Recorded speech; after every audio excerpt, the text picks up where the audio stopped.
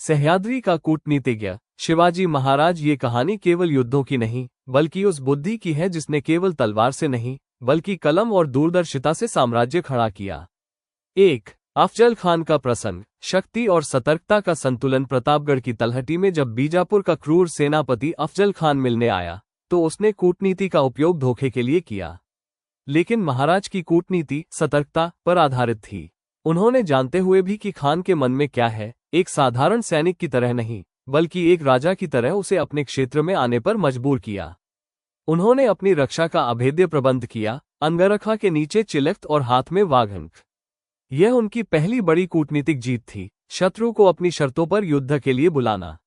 2. पुरंदर की संधि। हार में छिपी जीत। जब मुगल सरदार जयसिंह ने पुरंदर पर दबाव डाला, तब महाराज ने युद्ध की व्यर्थता को समझा। उन्होंने अपने किलों को बचाने के लिए संधि की। ये कमजोरी नहीं, बल्कि रणनीतिक विराम, स्ट्रैटेजिक पॉज था। उन्होंने 23 किले मुगलों को सौंपे, लेकिन ये सुनिश्चित किया कि उनके मुख्य आधार सुरक्षित रहें ताकि भविष्य में उन्हें पुनः जीता जा सके।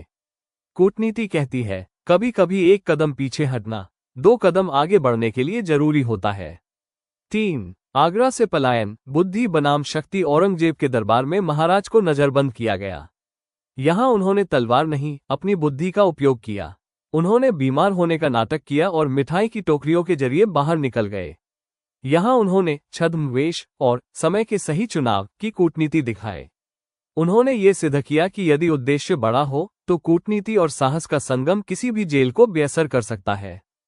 4. अष्टप्रधान मंडल। एक स्थायी कूटनीतिक ढांचा। महाराज केवल एक योद्धा नहीं, एक दूरदर्शी प्रशासक थे। उन्होंने अष्टप्रधान मंडल बनाकर सत्ता का विकेंद्रीकरण किया। उन्होंने अपनी कूटनीति में सूचना तंत्र, इंटेलिजेंस सिस्टम को सबसे ऊपर रखा।